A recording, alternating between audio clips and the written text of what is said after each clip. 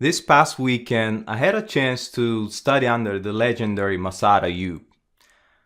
I took his Mac 20 classroom course, and I also had a chance to take a short interview from him. He was gracious enough to agree to spend a few minutes with me after class on the first day to give me that interview and answer my questions.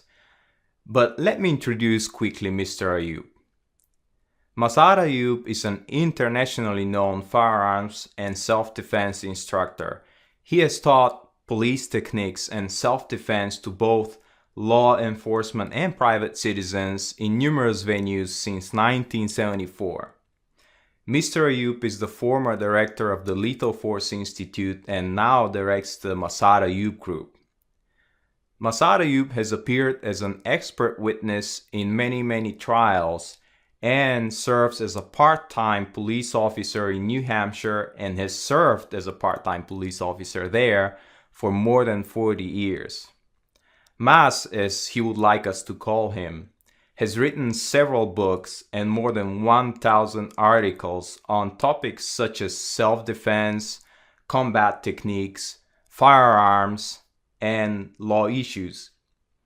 His latest book came out in late 2014 and it's called Deadly Force: Understanding Your Right to Self-Defense.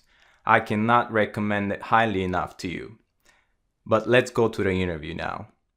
I understand Illinois was the last state to vote concealed carry last year, and now all 50 states allow concealed carry. Is that correct? All 50 states have a provision for concealed carry. You have some, Hawaii, for example, while it's in the law that the issuing authorities may issue a permit, there you can count on your fingers how many have actually been issued. Maryland, some other jurisdictions, New Jersey, for example, are extremely tight with them. In many jurisdictions, I'm afraid, the may issue concept, where it's up to the discretion of the issuing authority, tends to turn into, we'll give you the permit if you're white, male, rich, and politically connected. That's pretty sad that this is the situation in the United States. There's still a lot of work to be done. Well, my question is this. I understand Florida was the first state to enact concealed carry. It was the first in what some call the new wave, going back to 1987.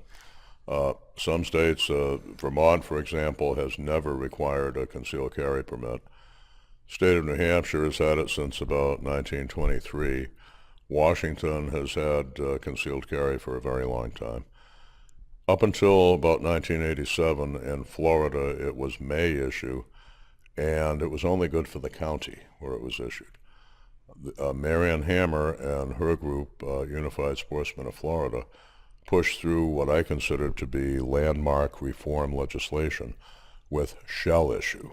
And that began the wave of the shall issue concept. Instead of it being up to a politician whether you got your permit, now any citizen, they had to give the permit or show good cause, why not? So that was the principle that really opened the door to what the modern, ordinary law-abiding citizen has now in the shall issue states. And that created the wave that followed. Back at that time, there were 7 states that did not even have a provision at law for legal concealed carry. And one of them is Alaska, I think. No, Alaska was in pretty good shape. One of them actually was Arizona. Arizona had allowed open carry without a permit, but until recent decades, concealed carry simply was not legal there unless you were a police officer. First they passed shall issue, then they passed permitless carry. They were the 3rd state to do it. Vermont had already had it, of course, longer than any living American. Arizona, I believe, was the 2nd, and Alaska the 3rd. And I think that is also a coming wave of the future. So is it fair to say that we've had pretty much a quarter century of experience with states who reenacted concealed carry laws, like Florida, for example? Yes, and as I said, I consider it reform legislation, an egalitarian law that lets any law-abiding citizen have the same privilege that was once reserved for the rich and powerful. So here is my question.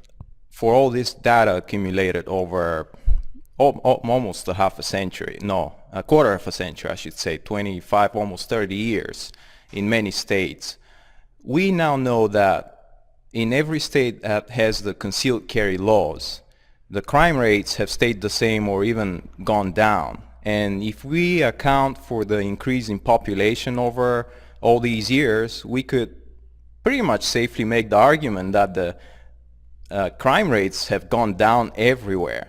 My question is, why is it that so many people today still oppose concealed carry laws? Many people are still locked into the old paradigms. Many people practice what I've come to call pigeonhole politics. Let's see, I identify as a Republican. What do the Republicans say about this? Okay, my position on issue X is whatever they say. And in a world where the Democratic Party platform encompasses gun control, a whole lot of folks who identify as liberal and progressive seem to feel that to be worthy of the label, they must automatically be anti-gun. The fact is we have a lot of genuine credentialed liberals and progressives who are on our side of this issue. People like Don Cates, who marched with the Freedom Riders back in the 60s. Certainly Charlton Heston, who marched with Martin Luther King and later became the iconic president of the National Rifle Association. Trying to remember the name, a former head of Amnesty International, Mark Benenson in New York, has been over the decades, one of our strongest advocates for Second Amendment freedoms. So I hope the public won't fall into the media trap of assuming that if you identify as a liberal, you must be anti-gun. So is it an issue of conformity with younger people who are involved in politics? Is that safe Well, to it say? tends to be conformity. It tends also to be we are the most media-driven nation in the world. And probably right now we have the most media-driven generation of Americans. We've also had two or three generations now of vehement anti-gun feeling running as a strong thread through very powerful media groups, both entertainment and news. And we can't be surprised that the propaganda has had its predictable effect and propagandized those who listen to those outlets. Data from 2014, I believe July, shows that there are almost 4.8% of the population of the United States, that's more than 11 million people, who have been issued concealed carry permits. And if you count, we don't know the count of states like Vermont and Alaska where open carry is permitted because they don't have these numbers, but it's probably a lot more than 4.8%. It's probably over 5. I can't even guess what the numbers are. But my suspicion is that a lot of the people who have been issued concealed carry permits do not carry, and some of them never intended to carry in the first place. Why is that? I think there were some who didn't feel that right now they needed to carry, but were practical enough to realize if things change overnight, if tonight I suddenly find out I'm a stalking victim, I don't think I want to wait 90 days or 6 months for somebody to process my permit. I'd like to be able to start protecting myself tomorrow. There are a great many people who carry sometimes. Well, gee, if I'm going out at night, I'll carry, but I feel safer during the day. If I've got the kids with me to protect, I've got to be the protective daddy wolf, so I'll carry my gun. But if I'm going out by myself, I don't have to worry about that. And it's not my place to proselytize, but I tell folks like that, okay, if you carry the gun to protect your children, how about you carry the gun to protect your children's father? How about you do that? The bottom line is I can't make everyone carry every day. There are a lot of people who are in occupations where they can't carry, or situations where they can't carry, or at some time during the day. For example, a great many attorneys spend so much time in the courthouse, they'd be constantly taking the gun on, off, on, off. So I can understand the sometime carrier. I feel anybody who is carrying is going to be safer than if they're not. And the more good people there are out there capable of providing that protection, it's just like if I ever have a heart attack, the more people who know how to do CPR, the safer I'm going to feel And the more AEDs there are in the building, the safer I'll feel about that too. True, but have you heard this? You're a police officer, and I want to know this. Have you heard somebody say, go and get your concealed carry permit because a police officer, if you ever get pulled over, will look at you with different eyes? Have you heard that argument? Some people make that argument, and there is some truth to it. The convicted felons can get a license to drive an automobile. Convicted felons cannot get a license to carry a gun. Now, I'm not going to look at your concealed carry permit and say, oh, you're automatically a good guy. But while it's not proof positive, it's a darn good clue.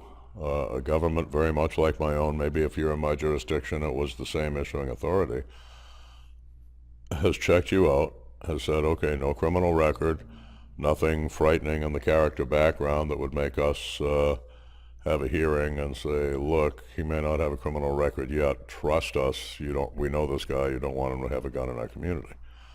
So it's a sign of being a good guy, but it's certainly not proof positive. Now, we know that, I'm going to a different question, we know that men are a lot stronger than women. But I feel that there is in all respects, I'm a father of daughters, I can confirm that. But also there is a notion that because men are a lot stronger, they tend to get into conflicts because that's their biological role. They tend to get into conflicts a lot more often. Therefore, men should be those who are ready to protect, and they should be those who should be caring if somebody should be caring. Women don't need to care because they don't get into physical altercations, and they don't usually get into these kinds of situations. Is that a valid argument for women to decide not to carry? no, I don't think so at all. I don't think women should be dependent on their husbands for the checkbook, for deciding how to vote, or deciding how to protect themselves. And as a general rule in our society, the mom will be spending more time with the children than the dad. So for him to be able to protect them, I guess he's going to have to quit work, quit any personal hobbies and contacts outside the immediate family, and be in the house 24/7. But then what happens when he goes to sleep for 8 hours? That could be a problem too. So in a word, I would say that theory is bullshit. The female being more physically vulnerable, I think, is probably more at risk of attack, and if anything, needs the equalizer, if you will, more than does the 6'4", 220-pound husband. So your personal advice is equally strong to both men and women. If you feel the need to carry. Carry. Fantastic. And last question. I've been wondering this myself as I'm learning more and more. What do you think is the more appropriate shooting stance for defensive shooting? Is it the modified Dassault Systèmes or the Weaver stance? It depends on first on the individual. We found certain body shapes will work better with one, certain will work better with the other. We teach the original classic Weaver with both elbows bent, the isometric push-pull, and the modified Weaver, specifically the Chapman modification, with the shoulders forward, gun arm locked, bent arm, pulling the whole arm in tight, and the isosceles, squared with a thread, arms extended. And the reason is, whatever your favorite stance is, you're not going to be able to step into the ideal foot position if the night you need that gun, you're safety belted in the front seat of a car, you're standing on ice, you're standing up to your knees in snow, you're standing on a stairway. You're not going to be able to do your cute little range pivot and execute your perfect technique. But if your body knows that it can flow from 3 o'clock in isosceles for a right-handed shooter to literally behind your back 180 degrees with a classic Weaver, to break free one-handed and get on this side 180 or another complete 360 degrees as well, you've essentially got 360 degree coverage. Teaching just the Weaver or just the isosceles to me is like teaching a boxer just the jab or just the cross or just the uppercut.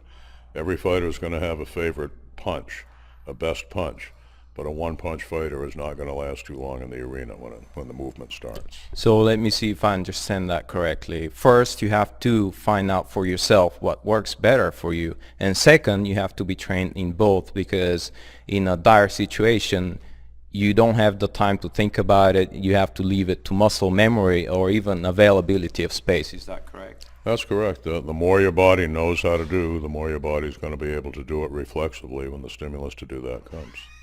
Final question. How important is a class of like the one that we are taking today, like the Mach 20? Well, it's important to me because I do it for a living. Thank you for coming. But I do not want to see mandatory training. As a full-time trainer, I'd be one of the greatest beneficiaries of that. But mandatory training means mandatory expense, and a great many of the people who most need the ability to protect themselves with a gun are at an income level or a time in their life where they simply cannot afford that. And that's going to become an elitist thing where only the rich and powerful are going to be able to qualify. I do think wherever you get the training, whether it's from a friend in the family who's gotten it in the military or police or commercial sector, and he trains you, or whether you come to one of us in the private sector, the key thing is know what you're doing. I don't care if your dad taught you to drive on the farm or you learned to drive at ABC driving school. If you're on that road behind a wheel, I care that you know how to drive. Now, I'd really like you to have gone to the Scotty School or the Bondurant School, and if your car skids, for you to know how to control that skid and steer out of it instead of spinning into my car with my grandchildren in the back seat. But I can't mandate that, and I don't think it would be fair to mandate that. All I can say is knowledge is power. Whether you get it from me or somebody else, the key thing is that you get it and apply it judiciously. I have to make a little confession on closing. What got me started on this road and what brought me to this class today was your Deadly Force book. Thank you very much for this interview, Thank Mass. you, brother. It's been a pleasure. Good luck to you and your viewers. Thank you very much, sir.